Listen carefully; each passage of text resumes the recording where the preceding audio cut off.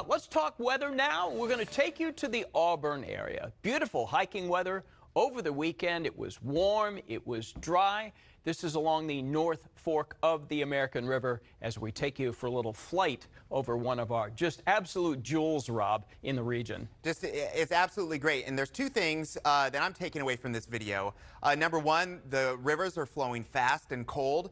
And all that water, final destination, at least short term, is going to be Folsom Lake, which absolutely needs more water. You know, the reservoirs are low, but that's how they get filled up this time of year, is by snowmelt. And this is happening rapidly. So what else is going on in the weather world? Well, it's all about the wind. And remember, you know, the truth of it is that if you're not in a wildland area or next to a grassy field, the red flag warning is not as direct to you. But the wind is going to be a story regardless, because it is going to be strong today. We're looking at already strong early morning conditions. The air is fairly dry, but it's going to get even drier down to the single digits. So remember, everyone be fire aware, because anything that starts is going to grow quickly. And of course, next to wild vegetation, which is already dried out, this could be a big fire risk today. Now, the wind is going to be consistently right around 20 to 25 miles per hour. Again, allergies, dust blowing around. There's a whole bunch of wind-related issues that are going to happen today, but peak and top of mind is the fire risk, because it's also going to be very dry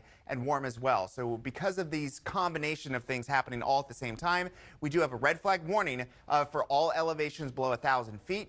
This is going to be all the way through today and part of tomorrow as well. And just so you can see why we're bringing more attention to this and really highlighting this, every year we go from green to brown. That's just something that happens in Northern California because our natural climate cycle is about now. The storms stop and everything dries out. Well, we're already at that moment for all elevations, again, for the lower foothills to the valley floor. Temperatures this morning are also up. You know, we usually wake up in the 40s. We're seeing 60s out there. Not too long ago, we were seeing some 70s. So the AC probably has been running at your house all night long. And we're going to be looking at highs way above the normal of 75 or so, and we're looking at 80s, and I think a lot of us are going to hit 90 degrees later on today.